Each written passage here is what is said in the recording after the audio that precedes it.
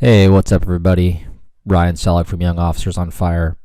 Rolling out some new training minutes, just some 10-minute trainings with all of us being in lockdown, in quarantine. Thought it was a good opportunity to get some training out there. So we'll have some 10-minute stuff coming out and also some longer content stuff. So anyways, it's going to be a 10-minute-ish class on go, no go, just some considerations. All this stuff is originated from somebody else, people who are better, smarter firemen than me, working bigger volume systems, all that. So, yeah, I think that's most of everything we're seeing in the fire services. Just taking it and passing it on. So, anyways, go or no go. And we'll talk a lot about from a truck company perspective. So currently I'm a truck company officer in a suburban department, and we don't have a long history of truck operations, and we don't have two company houses or anything like that. We run a Quint, so if I call it a truck, I apologize. It's a Quint, but we're trying to instill a greater truck culture in our department. I know that's happening a lot of places that are mid-sized level departments that aren't, traditionally running TDAs and stuff like that. So anyways, we'll talk a little bit from a truck perspective and a little bit overall, but generally speaking, this is things an officer should be considering for go, no go as they arrive on scene, either as a first due unit or as making the decision to go inside as a truck or an engine. So building size up, obviously getting that 360 when we get there is critical. We know that so many of the line of duty deaths, in the considerations were that there was not a 360 done, and that's not always, in some situations that was just not available on the fire they were on. They just could not do a 360, but if we can get it, we want it. It's tough to make a decision without seeing four sides of the puzzle. So when we're talking truck company wireless search, size is going to be huge. How far are we going to go into this building without a water supply, without a hose? Location of the fire, again, how far are we going to go? What's our access point? What's going to be the best access point? The number of rooms on fire is going to be big for making a go, no go for truck operations. Unilateral or bilateral vent, which we'll get into in just a second. Have we identified that there's a basement, or even worse, that there is a basement fire? And then something called 5+ or 5-, which is from Stan Cook out of Spokane and ITAC. And Stan talks about making a go, no go call based on roof integrity. And so we're looking at the roof saying, does that roof have 5+, 5, or 5- on it, and then make a decision. So if it's a 5- roof, if it has less than 5 minutes of integrity, then we probably shouldn't be going in unless we have a known rescue, or we're only going in to work in a certain part of the structure.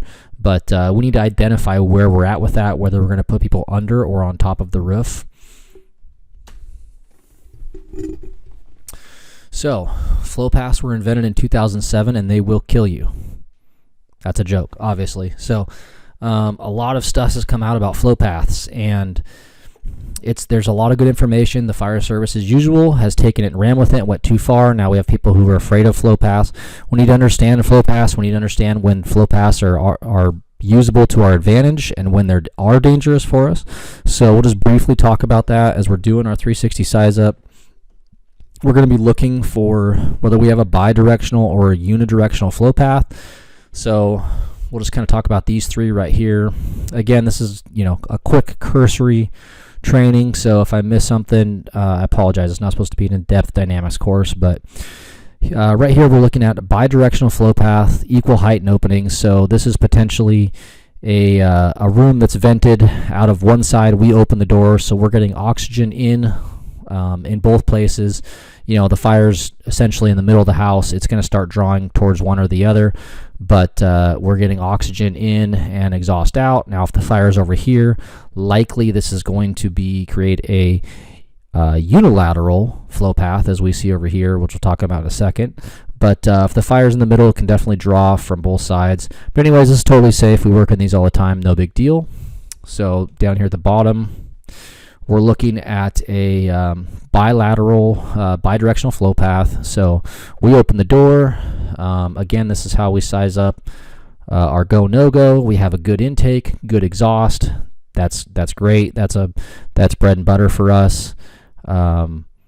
We go into this all day as we're doing a 360. If this is, say, an isolated bedroom and we have bilateral exhaust out of the window, for a truck company, that's easy money, because we know then we have membrane, that it's getting its oxygen from the window, not from an open door. So we have that unilateral vent here. That's going to be, a 1-bedroom fire with a unilateral vent. That's a go all day for truck operations. If we have, let's say this picture depicts a low to high, but let's use this as, say, 1-floor example. So we have a unilateral, unidirectional flow out of the window. That means it's getting its oxygen from somewhere else in the house. It doesn't mean that's a no-go for truck operations. It means that if it's a bedroom, we can get there and we can isolate that door, do a good search, come out and work backwards. So that's still a go. The flow paths that we really need to be considerate of as far as dangerous is the low to high. So again, back to our basement fires, we have a walkout basement. We open the front door. You've got a rip and fire, and obviously the heat wants to go from low to high. We're in the flow path, and this is where, if we have winds and stuff, we can get burnt. Also, same situation in, say, a high-rise fire where we have a unidirectional flow path. You're getting high winds in one side of the building, and we're making a push down the hallway. That's what happened in New York, and we're coming through the flow path. It's trying to push out the other side of the building. So flow paths can kill us. They can be dangerous, but we work in them all the time, and they've been around since fire's been around. So know them, understand them, and utilize them to your advantage. So our door read. We utilize what's called the 5 Ls, and it came out of the State Academy, Washington State Academy. A lot of great instructors up there, but this is what they came up with. So as we do the door read, and I kick myself because I can't find a single video of all the live fire Class A training we've done doing door reads, but I found a picture, but I cannot for the life of me find a video on this computer. So anyways, so what we're going to do is we're going to go to that front door. We're going to take a look at the door, and we should already have an idea from the 360 of what's behind that door. So I'm not really going to feel the door for heat or likely put water on it. It's an insulated door, most likely on this residential house, and I should already know where the fire is and what it's doing. If I don't have a good idea, I really didn't do a good 360. So I'm going to open that door up, and I'm going to immediately, as I crack the door, I'm going to look for an intake and exhaust, and that should tell me a lot about the fire, where it's at, and what I expect. Now, if I saw something different on my 360, and then I go and I check my intake and exhaust, and those two things are not lining up, there's something wrong, I need to take a minute and reassess that. So I should know what to expect when I crack that door and I'm looking for intake and exhaust. So as I open the door, I want to see some lift, and then we advocate hooking a foot around the door. I'll show a picture in a second. And basically making a dive in, getting underneath the products of combustion, and we're going to look for life, any immediate life. We're going to look for the location of the fire. Where is my air track? A lot of times just putting your face in the floor you don't need a tick. It'll tell you exactly where the fire is because it's drawing oxygen to it. We're going to look at the layout of the building. So as we go in, if we're an engine company, we should already have an idea how we're going to, in what direction we're going to be stretching hose. We should have set our hose up to lay out to pay into the building that way, but we're going to get a layout of, where am I going? Are we going straight? Are we going left? Are we going right? And then, so as I come up, I'm going to again assess my heat, and I'm looking for lift as I come out. So we're a big advocate of exposing your hand and taking your hand, finding that heat with your bare skin. So what happens at about 400 degrees is you get an autonomic reflex, which means that It's not like, ouch, it hurts. Your hand will literally be forced down, and that's how you can tell the heat. We have our students do this in recruit school over and over again, so they know what 400 degrees feels like. And if we're at 400 degrees mid-wall, that tells us that we're probably getting close to 1,000 degrees to the ceiling in a residential structure, and we're approaching flashover temperatures. So that should change our go, no-go operations for truck operations. So here is one of our recruits, and this is a Class A burn. So what we have is we're simulating engine company operations. So he's got a nozzleman. He's the officer. He's hooked his foot around the door. He dove in. He's doing a quick cursory search. He's reading the fire. He's looking for the layout of the room. As he comes out, he's going to stand up and get that heat reading and see how high the heat is. If he's got fire rolling over him, his nozzleman's going to go ahead and knock that back. But the officer here, he's making that go, no-go call. Now, if he comes out and it's a no-go, it's 500 degrees mid-wall, he's got fire rolling over him. He's got a hand line, so he's going to make it better. They're going to make a push inside. So no-go truck operations. Again, I don't speak for the world of truckies. There's a lot of guys who are probably going to be more aggressive on what they're willing to and not willing to go into.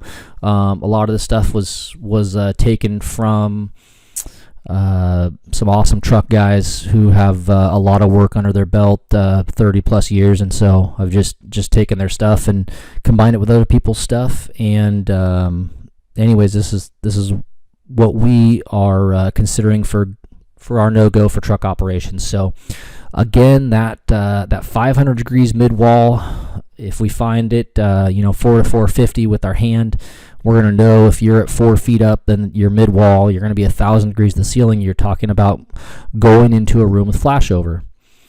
More than one room on fire. So again, if we're doing waterless operations, it's going to be impossible to isolate a room that's outside of the room, right? So if it's in 2 rooms, that means it's made into the hallway. We can't isolate it. Now, if we have a known rescue, are we still a go? Potentially. And just because this is a no-go from the front door doesn't mean that, all right, now we can start looking at rooms we can search through VES. We can look at different ways to get into the house. This is just literally if we're going through the front door or we're going through a window, wherever we're going to make a go, no-go either into the room or either into the house. And so whether we're going into a room or whether we're going into a house is going to be 2 different considerations. So zero visibility is definitely a consideration. It's not a no-go, but if you can't see anything, you can't see an intake to the fire, you don't know where the fire is, that's something that you really want to go cautiously into with no hose line. So again, possibly occupied or known rescue. Just because they say everyone's out, we don't know that, but we do need to take that into consideration. If I have somebody standing outside saying everyone is out, I have to put that into my matrix of risk, and I have to we have to consider those things. So that doesn't mean that we're not going to do an aggressive search. It doesn't mean that we're not going to go in waterless because somebody's saying everybody's out, but it also doesn't mean that I'm going to push the envelope with a better probability that the house is evacuated. So that's my 2 cents on that. And then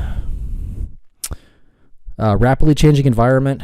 Obviously, if you open the door, you do a heat assessment and you get heat at 8 feet. You do your 5 Ls, you come back up, check the heat on your way out, and now it's at 5 feet. You've had a pretty rapid change of environment and definitely need to think about that being a no-go situation. And then 5- roof integrity. Again, all these things we have to consider. Do we have known victims?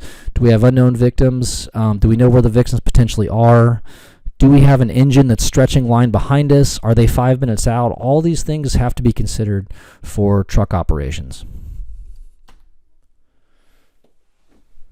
So no-go engine. A couple considerations. There's a lot of considerations why we shouldn't go into a house or should. Again, these are just some of them. Excuse me. So basement fire, working over the basement. Not a place we want to be. Just had another firefighter fatality last week who fell through a basement. So we've really got to be careful working over basement fires. Not to say that we don't, not to say that we won't, but we really need to be considerate if we know we have a basement fire. Sometimes we will have to go over the basement to make access to the basement. But if we can avoid that, it's a best case scenario. Again, worsening conditions, especially unchanged by water application. So if you're putting water in an environment, it's not getting better. We're not going to keep pushing in. We're going to apply water until we have change, and then we're going to push forward. 5- roof integrity, again, dependent on what you have.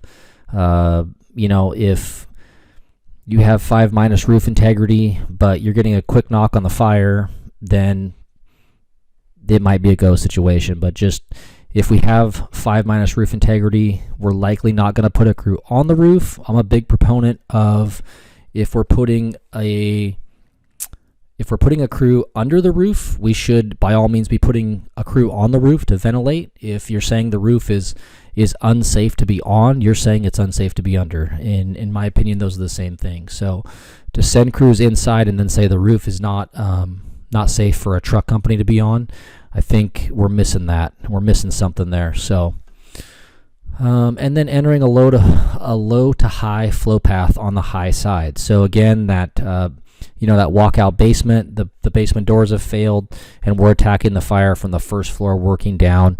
That's just going to be a losing battle. That's a time where we need to stretch to the Charlie side and attack the fire from there. So we know there's some line of duty deaths where people were attacking high to low fires, and the fire just overran them. So quick video. We're going to talk about the actual scenario, and then a quick talk about if this was a different fire. So we're going to try to get the most out that we can out of this quick video. We're not going to watch the full 6 minutes.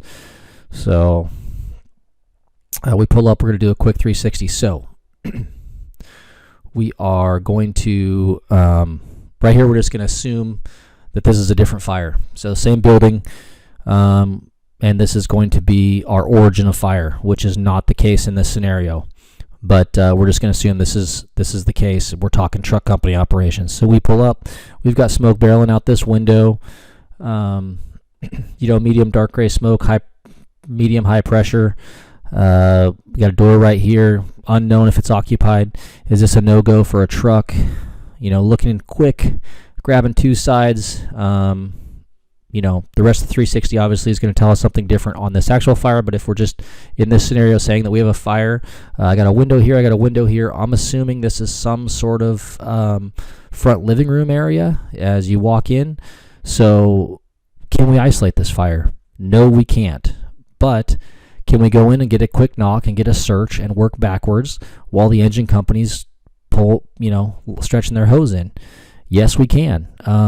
So it's probably going to be a go situation. And then the other option is if we've got an engine company stretching right here, they're going to cover this anyways, then do we just go start searching rooms? I think that's probably as good or better option if we have a hose company that's literally stretching right behind us, because they're going to get a knock on the fire. Now, if they're coming down the street, they're delayed, we're going to want to get a knock on this fire before it gets out of control. We can search back. Then we can pull out and search rooms, or we can start searching rooms as the engine's making the push. So anyways, that's fire one. And we'll just play it forward a little bit. They're going to show good intake exhaust at the door.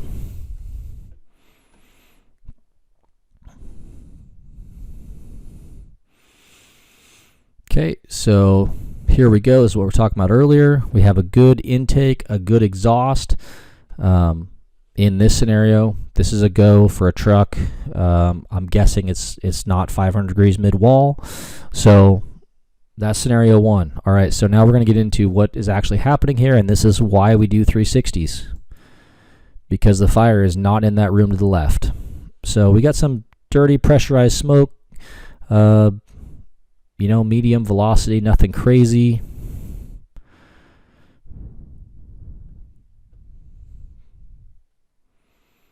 All right, so we get to side C. What do we have here?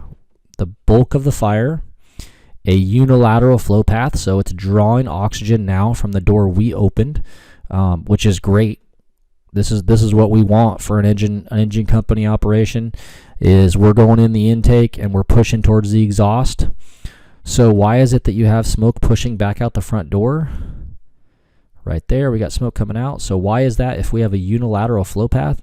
It's because this fire is venting. It's not vented. So there's too much products of combustion to come out of this one place. So it's pushing out of every other place it can in here.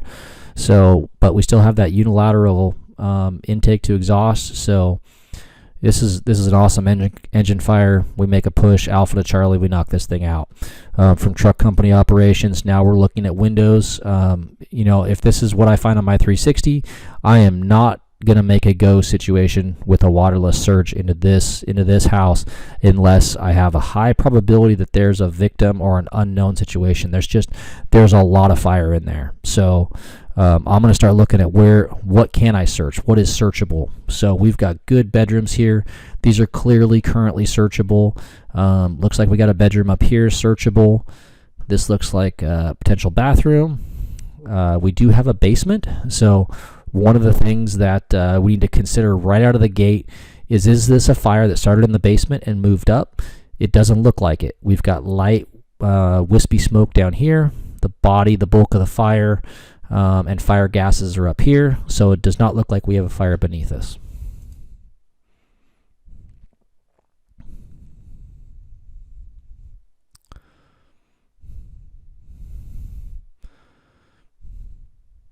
So I'm not gonna Monday morning quarterback, these tactics. We're talking about the fire itself.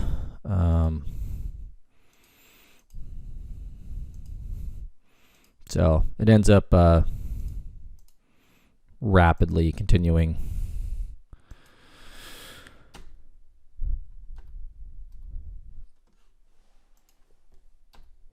So that's what we have for go no go operations, and it looks like we are a little bit past 10 minutes. I'm assuming 20 minutes. Okay, so we'll call this a 20-minute training series. All right. Hope there was some value in this. Add your comments, points of discussion, and we'll catch you on the next one. Stay safe.